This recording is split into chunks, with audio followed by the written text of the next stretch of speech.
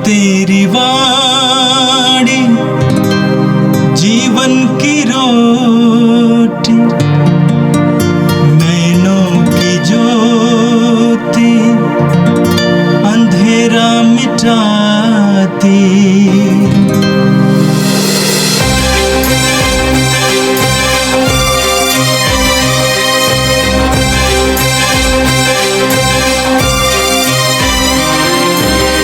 प्रभु तेरी वाणी जीवन की रोटी, नैनों की ज्योति अंधेरा मिटाती। प्रभु तेरी वाणी जीवन की रोटी, नैनों की ज्योति अंधेरा मिटाती। वाणी वाणी वाणी वाणी वाणी पवित्र है, शाश्वत है, जीवन का मन्ना है। 5 मई बृहस्पतिवार। पहला पाठ प्रेरित चरित अध्याय 8 पद संख्याएं 26 से 40 तक। ईश्वर के दूत ने फिलिप से कहा, उठिए, यरूशलेम से गाजा जाने वाले मार्ग पर दक्षिण की ओर जाइए। यह मार्ग निर्जन है। वह उठकर चल पड़ा। उसी समय एक इथोपियाई खोजा यरूशलेम की तीर्थ यात्रा से लौट रहा था। वह इथोपिया की महारानी कंदाका का उत्तराधिकारी तथा प्रधान कोषाध्यक्ष था। वह अपने रथ पर बैठा हुआ नबी इसायास का ग्रंथ पढ़ रहा था। आत्मा ने फिलिप से कहा, आगे बढ़िए और रथ के साथ चलिए। फिलिप दौड़कर उसके पास पहुंचा और उसे नबी इसायास का ग्रंथ पढ़ते सुनकर पूछा, आप जो पढ़ रहे हैं, क्या आप उसे समझते हैं? उसने उत्तर दिया, जब तक कोई मुझे ना समझाए तो मैं कैसे समझूंगा। उसने फिलिप से निवेदन किया कि वह चढ़कर उसके पास बैठ जाए। वह धर्मग्रंथ का यह प्रसंग पढ़ रहा था। वह मेमने की तरह वध के लिए ले जाया गया। ऊन कतरने वाले के सामने चुप रहने वाले भेड़ की तरह उसने अपना मुख नहीं खोला। उसे अपमान सहना पड़ा। उसके साथ न्याय नहीं किया गया। उसकी वंशावली की चर्चा कौन कर सकेगा? उसका जीवन तो पृथ्वी पर से उठा लिया गया है। खोजे ने फिलिप से कहा, आप कृपया मुझे बताइए, नबी किसके विषय में यह कह रहे हैं? अपने विषय में या किसी दूसरे के विषय में? तब फिलिप धर्मग्रंथ के इस प्रसंग को आधार बनाकर उसे यीशु का सुसमाचार सुनाने लगा। यात्रा करते करते वे एक जलाशय के पास पहुँचे। खोजे ने कहा, यहाँ पानी है, मेरे बपतिस्मा में क्या बाधा है? फिलिप ने उत्तर दिया, यदि आप सारे हृदय से विश्वास करें तो कोई बाधा नहीं। इस पर उसने कहा, मैं विश्वास करता हूँ यीशु मसीह ईश्वर के पुत्र हैं। उसने रथ रोकने का आदेश दिया। तब फिलिप और खोजा दोनों जल में उतरे और फिलिप ने उसे बपतिस्मा दिया। जब वे जल से बाहर आए तो ईश्वर का आत्मा फिलिप को उठा ले गया। खोजे ने उसे फिर नहीं देखा। फिर भी वह आनंद के साथ अपने रास्ते चल पड़ा। फिलिप ने अपने को आजोतस में पाया और वह कैसरिया पहुंचने तक सब नगरों में सुसमाचार का प्रचार करता रहा। यह प्रभु की वाणी है। संत जोगन के अनुसार पवित्र सुसमाचार अध्याय 6 पद संख्या 44 से 51 तक। यीशु ने लोगों से ये कहा, कोई मेरे पास तब तक नहीं आ सकता जब तक कि पिता जिसने मुझे भेजा है उसे आकर्षित ना करे। मैं उसे अंतिम दिन पुनर्जीवित कर दूंगा। नबियों ने लिखा है, वे सब के सब ईश्वर से शिक्षा पाएंगे। जो कोई ईश्वर की शिक्षा सुनता और ग्रहण करता है वह मेरे पास आता है। ये ना समझो कि किसी ने पिता को देखा है। जो ईश्वर की ओर से आया है उसी ने पिता को देखा है। मैं तुम लोगों से कह देता हूँ, जो विश्वास करता है उसे अनंत जीवन प्राप्त है। जीवन की रोटी मैं हूं। तुम्हारे पूर्वजों ने मरुभूमि में मन्ना खाया, फिर भी वे मर गए। मैं इस रोटी के विषय में कहता हूं, वो स्वर्ग से उतरती है और जो उसे खाता है वो नहीं मरता। स्वर्ग से उतरी हुई वो जीवंत रोटी मैं हूं। यदि कोई वो रोटी खाएगा तो वो सदा जीवित रहेगा। जो रोटी मैं दूंगा वह संसार के जीवन के लिए अर्पित मेरा मांस है। यह प्रभु का दिव्य सुसमाचार है। क्रिस्त प्रभु की जय। भाई और बहनों, आज का प्रथम पाठ हमने प्रेरितों का चरित्र से चुना है।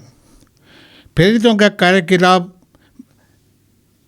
हमें विश्वास के फैलाव के बारे में बताते हैं। हम जानते हैं कि सुसमाचार की घोषणा यरूशलेम में जोरदार चल रहा था और बहुत यहूदी यीशु में विश्वास करने लगे थे, परंतु उनका विरोध करने वाले भी आए। उन्होंने स्तेफन को पत्थर से मार डाला। स्तेफन उस 7 धर्म सेवकों में से जिन्होंने प्रेरितों ने चुना था और उन्हें अभिषेक देकर विशेष दौत्य दिया था। ऐसे 7 में एक है फिलिप। आज के प्रथम पाठ में हमने फिलिप के बारे में सुना है। सुसमाचार की घोषणा पूरे यरूशलेम में हुआ था और वहाँ विश्वासियों की संख्या बढ़ती गई, परंतु साथ साथ उत्पीड़न भी, घोर अत्याचार विश्वासियों के ऊपर होने लगे। इसलिए विश्वासी यरूशलेम छोड़कर अपने अपने प्रदेश में भाग गए। केवल प्रेरित ही यरूशलेम में रह गए थे। ऐसे लोग गए थे, जाते वक्त वो सुसमाचार की घोषणा करते गए। समारिया में फिलिप गए थे। फिलिप ये 7 में से एक। फिलिप सुसमाचार की घोषणा करते समारिया पहुँचे थे। वहाँ पर ईश्वर के आत्मा ने उससे कहा, उठो आओ जाओ, गासा की ओर जाने वाला सड़क पकड़ो। आत्मा से प्रेरित होकर फिलिप गासा की ओर जाते हैं। गासा पैलेस्टीन का एकदम दक्षिण में आता है और ये इजिप्ट के पास ही होता है गासा। रास्ते में उसने देखा कि इथियोपिया के महारानी का फाइनेंस मिनिस्टर जो एक खोजा है, वो रथ पर बैठे हुए इसायास नबी का ग्रंथ पढ़ता है। ईश्वर के आत्मा ने फिलिप को प्रेरणा दी, तो रथ के पास जाओ। आत्मा की प्रेरणा से वो गया, नहीं तो साधारण व्यक्ति अपरिचित व्यक्तियों के पास जाना नहीं चाहते हैं, वो भी रथ पर बैठे हुए एक व्यक्ति। इतना ही नहीं, ये एक गैर यहूदी व्यक्ति है, वो इथियोपिया प्रदेश का व्यक्ति है। इसीलिए वो शायद जो रंग में भी और रूप भेद में भी यहूदी से फर्क था और यहूदी गैर यहूदियों को नीचे समझते थे और इसलिए इथियोपियाई के पास जाना भी शायद फिलिप पसंद नहीं करता था, परंतु आत्मा की प्रेरणा उनको मिला कि जाओ उनसे बात करो। इसलिए वो सुन रहे थे कि खोजा क्या कर रहे थे। खोजा पुराने ज़माने में जो नपुंसक रहता है, ऐसे लोगों को राजाओं के दरबारों में काम दिया जाता था। विशेष करके महारानियों के महल में देखभाल करने के लिए ऐसे लोगों को रखा जाता था और उनमें से पढ़े लिखे लोगों को बड़े बड़े स्थान पर जिम्मेदारियां दिया जाती थी। एक खोजा भी एक ऐसा व्यक्ति था। इसलिए उन्होंने पवित्र ग्रंथ का एक कॉपी खरीदा है। पुराने ज़माने में बाइबल की कॉपी मिलना इतना आसान नहीं है। हस्तलिखित रह गए थे और लिखने के लिए भी कोई सामग्री नहीं था, छपड़े पर लिखे जाते थे। ये तो बहुत महंगा पड़ता था। इसने इसायास नबी का ग्रंथ खरीदा था। उस समय ग्रंथ भी स्क्रॉल होता है, ऐसे ये एक ग्रंथ उसने खरीदा था, पढ़ रहे थे और ये पढ़ रहे थे पीड़ा सहने वाले ईश्वर के सेवक के बारे में। इसायास नबी जो कहते हैं उसको वो पढ़ रहे थे। वो पढ़ रखा था, वो मेमने की तरह वध के लिए ले जाया गया, वो उन कतरने वाले के सामने चुप रहने वाली भेड़ की तरह, उसने अपना मुंह नहीं खोला। ये सब बात वो पढ़ रहे थे। तब फिलिप उनके पास जाकर पूछते हैं, आप जो पढ़ रहे हैं आप समझते हैं या नहीं? उसने कहा कोई हमको समझाइए तभी हम समझेंगे ना। क्या नबी अपने बारे में बोलते हैं किसी दूसरे के बारे में? आत्मा ने फिलिप को प्रेरणा दी कि तू साथ रखो और उनको समझाओ, इसलिए वो समझाने की कोशिश करते हैं। धर्म ग्रंथ का अर्थ केवल एक लिटरेचर के रूप में अर्थ हम समझ सकते हैं, परंतु ईश्वर के जो प्रकाशना है, रेवलेशन है, उसको समझने में हमें आत्मा का अभिषेक चाहिए। ये आत्मा का अभिषिक्त व्यक्ति ही हमें बता सकते हैं। हाँ, इसीलिए खोजा ने फिलिप को अपने साथ बुलाकर उनसे निवेदन किया कि आप हमें समझाइए। फिलिप उनको समझाते हैं, कहते हैं ये सब यीशु मसीह के बारे में, जिन्हें यहूदियों ने पकड़ कर क्रूस पर लटकाया, मारा और उनके घावों के द्वारा हम सब चंगे हो गए हैं। उनके मृत्यु के द्वारा, उनके खून के द्वारा हमारे पापों की क्षमा हुई है। यही सुसमाचार। ईश्वर ने संसार को इतना प्यार किया कि उसने अपने इकलौते पुत्र को हमारे लिए अर्पित कर दिया। यीशु ईश्वर का एकमात्र पुत्र हमारे लिए क्रूस पर मरे, यही सुसमाचार है। अब मरने के बाद तीसरे दिन जी उठे और ये साबित किया वो ईश्वर के द्वारा भेजा गया व्यक्ति है। हम जानते हैं कि खोजा ने विश्वास किया। अब फिलिप से निवेदन किया मुझे भी बपतिस्मा दे दे, और यहाँ पर पानी मिले दे। उन्होंने खोजा को बपतिस्मा दे दिया और ईश्वर की आत्मा फिलिप को उठाकर फलस्तीन के पूर्व दिशाओं में ले गए और यहाँ तक के ससरिया तक चले गए। खोजा खुश होकर, आत्मा का अभिषेक पाने के कारण वो खुश होकर अपने देश चले गए। ये इथियोपिया लगभग 1200 किलोमीटर दूरी पर है। उसको कई सप्ताह देने के अपनी जगह पहुंचने के लिए इतना कोशिश करके वे आए थे यरूशलेम में।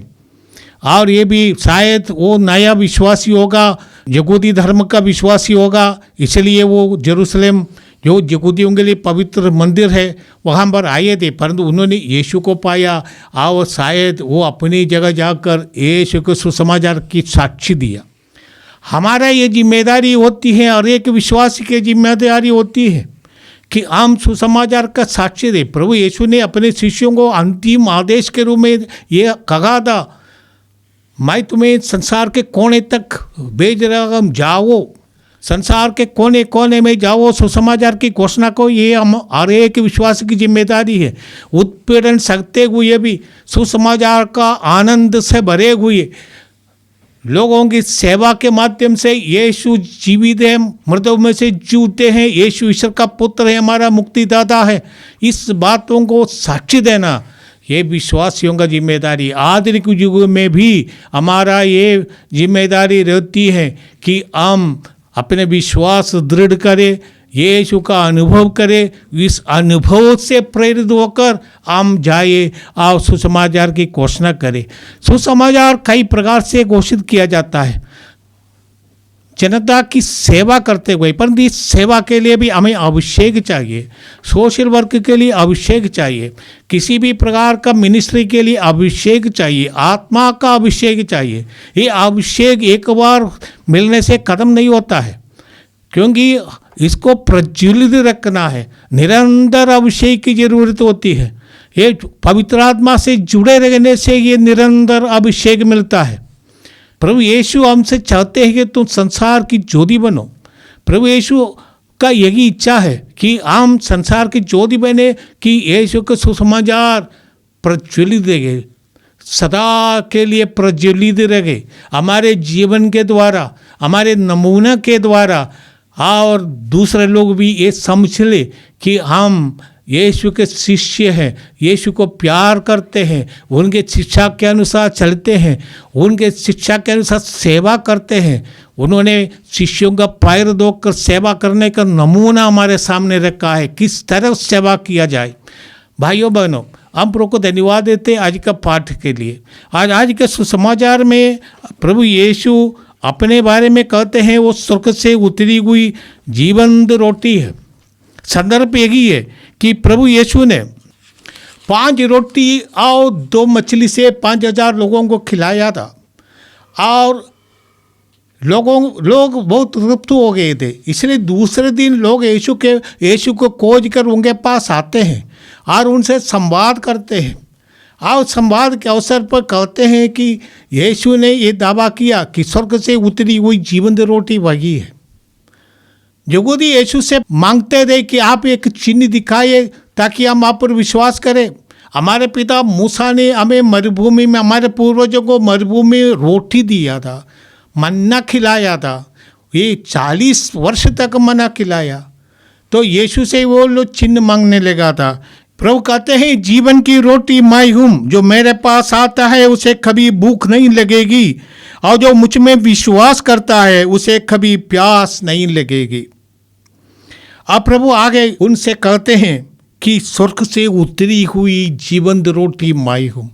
यीशु ईश्वर का अनादि शब्द है, वो जीवंत रोटी बनकर, मनुष्य बनकर हमारे बीच आए। अब प्रभु आज के पाठ के अवसर में कहते हैं कि वह संसार के जीवन के लिए अर्पित मेरा मांस है। ईश्वर का अनादि शब्द मांस बनकर हमारे बीच आए, यीशु वही है। यीशु के बारे में जो कहते आप यूसुफ का बेटा है तो कैसे ईश्वर का पुत्र होगा। यहूदी नहीं समझते कि यीशु कहाँ से आए और उनका असली व्यक्तित्व क्या है। इसीलिए ये उल्टा पुल्टा प्रश्न उनसे पूछ रहे हैं। यीशु ने उन्हें उत्तर दिया, आपस में मत बुनबुनाओ, कोई मेरे पास तब तक नहीं आ सकता जिसने मुझे भेजा है उसे आकर्षित नहीं करता है। प्रभु यीशु को जानना कृपा है, ये पिता हमें प्रदान करता है। ये केवल बुद्धि से हम यीशु को अपने मुक्तिदाता के रूप में नहीं समझ सकते हैं, कृपा से हम समझ सकते हैं, आशीष से हम समझ सकते हैं कि ये बड़ई का बेटे के रूप में हमारे सामने आया व्यक्ति ईश्वर का अनादि शब्द मनुष्य बनकर आया है। यीशु के वाणी उसमें जीवन है, ये सब हम विश्वास के द्वारा ही समझ सकते हैं। जो ईश्वर मनुष्य बनकर आया था, मनुष्य के रूप में पूर्ण रूप से मनुष्य था, इसलिए यीशु में ही ईश्वर का अनादि शब्द देखना और उसको ईश्वर के पुत्र के रूप में ग्रहण करना एक विश्वासी के लिए एक कृपा है। प्रभु यीशु ने इसलिए कहा यदि पिता तुमको नहीं खींचते हैं तब तो मेरे पास नहीं आ सकता। ये पिता की कृपा है, तभी हमें विश्वास एक कृपा के रूप में मिला है। हमारे बुद्धि के कारण हम विश्वासी नहीं बने, अनुग्रह के कारण बने हैं। प्रभु ने अपने शिष्यों से कहा, प्रभु ने लोगों से कहा, स्वर्ग से उतरी हुई जीवंत रोटी मैं हूँ, यदि कोई वो रोटी खाएगा वो सदा जीवित रहेगा। जो रोटी मैं दूंगा वो संसार के जीवन के लिए अर्पित मेरा मांस है। और आगे प्रभु इस रोटी के विषय में बताएंगे, हम आने वाले दिनों में इनके बारे में सुनेंगे। आज प्रभु हमें उस रोटी के विषय में कहा है जो प्रभु का मांस है।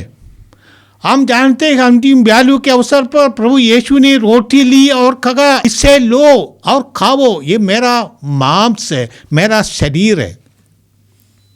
स्वर्ग से उतरी हुई वो जीवंत रोटी यीशु का शरीर है। प्रभु यीशु ने कहा, ये तुम्हारे लिए अर्पित किया जाएगा, तुम्हारे लिए तोड़ा जाएगा, तुम्हारे लिए क्रूस पर मारे जाएंगे। और प्रभु ने दाखरस भरे प्याला लेकर कहा, ये मेरा रक्त का प्याला है जो तुम्हारे लिए बहाया जाएगा, पापों की क्षमा के लिए बहाया जाएगा वो रक्त। यीशु ने अपने दुख भोग के पूर्व संध्या में शिष्यों के साथ बैठे हुए ऐसा कहा और उन्हें रोटी के रूप में अपना शरीर, दाखरस के रूप में अपना रक्त उन्हें दे दिया और अपने शिष्यों से कहा था, यदि तुम मानव पुत्र का शरीर नहीं खाओगे और उनका रक्त नहीं पीओगे तुम्हें जीवन प्राप्त नहीं होगा। परम प्रसाद हमें जीवन प्रदान करने के लिए प्रभु ने दिया है। परम प्रसाद के माध्यम से हम प्रभु से जुड़ जाते हैं। परम प्रसाद के बारे में हम आने वाले दिनों में सुनेंगे, परंतु प्रभु हमें उसमें आज ही जोड़ दिया है। हमारे लिए परम प्रसाद एक क्रियाविधि नहीं, हमारे लिए यीशु के साथ जुड़ने का एक वरदान है, जिसे हम मिसा बलिदान के रूप में मानते हैं, जहाँ हम यीशु का शरीर और रक्त हम रोटी और दाखरस के रूप में ग्रहण करते हैं। यीशु से एक बन जाना और पूरे कलीसिया एक शरीर एक आत्मा बन जाना, ये परम प्रसाद की देन है। प्रभु ने कहा, जो मेरा मांस खाता है वो मेरा रक्त पीता है, वो मुझ में निवास करता है, मैं उसी में। एक हो जाता है परम प्रसाद के द्वारा विश्वासी और यीशु, और वह एक बिकम वन फ्लैश, एक शरीर हो जाता है। इतना गहरा रिश्ता प्रभु से परम प्रसाद के माध्यम से हमें मिलता है। हम विश्वास के साथ परम प्रसाद में भाग ले। आज के पवित्र वचनों के लिए हम प्रभु को धन्यवाद देते हैं। आइए हम प्रार्थना करें। ये प्रभु सुसमाचार की सेवा करने के लिए तू हमें प्रेरणा दे, आत्मा का अभिषेक दे। जैसे फिलिप तेरी आत्मा से प्रेरित होकर समारिया, गासा, सिसरिया, पूरे उस समय के दुनिया में सुसमाचार की घोषणा करते गए हैं। ये प्रभु सुसमाचार की ये आनंद हमारे हृदय में भर दे, कि ईश्वर का प्रेम का अनुभव हमारे हृदय में भर जाए, तभी हम उसको दूसरों से शेयर कर सकते हैं, दूसरों को दे सकते हैं। जैसे जोगन अपने पत्र में लिखता है, जिसने हमने देखा है, चुना है, जिनके साथ हमने खाया है, जिनका अनुभव हमने किया है, हम उसी की घोषणा करते हैं। सुसमाचार तभी प्रभावी हो सकता है जब अपने जीवन के द्वारा उसकी घोषणा करें। हे प्रभु, हम यीशु के सबसे महान वरदान परम प्रसाद के लिए तुझे धन्यवाद देते हैं। अंतिम बयालू के अवसर पर प्रभु यीशु ने परम प्रसाद की स्थापना करके हमें आदेश दिया कि मेरी यादगारी में तुम इसे किया करो। ये प्रभु आदि कलीसिया से लेकर आज तक हम इसको किया करते हैं। ये हमारे लिए जीवन परिवर्तन का स्रोत है। जिस तरह रोटी और दाखरस परिवर्तित हो जाता है और हमारे लिए यीशु का शरीर और रक्त बन जाता है, उसी तरह इसको ग्रहण कर हम भी यीशुमय हो जाए। ये प्रार्थना हम करते हैं हमारे प्रभु क्रिस्त के द्वारा, आमीन। प्रभु तेरी वाणी जीवन की रोटी, नैनों की ज्योति अंधेरा मिटाती। वाणी वाणी वाणी वाणी वाणी पवित्र है, शाश्वत है जीवन का मन।